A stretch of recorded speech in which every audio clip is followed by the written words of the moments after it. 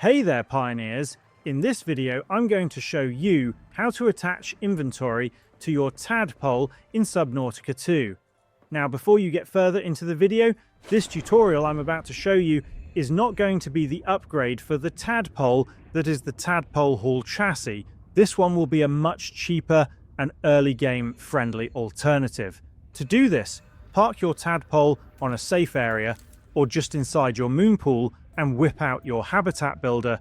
Open up the menu for building and make sure to go over to the utility tab. In here, look for the portable locker. This will cost you 4 titanium, so it's pretty cheap. Build it and now carry it over to your Tadpole. Once you get near enough, it will show the option to attach to hardpoint. Press that, and now the portable locker is fixed onto the Tadpole, and now you have a small inventory attached to your Tadpole.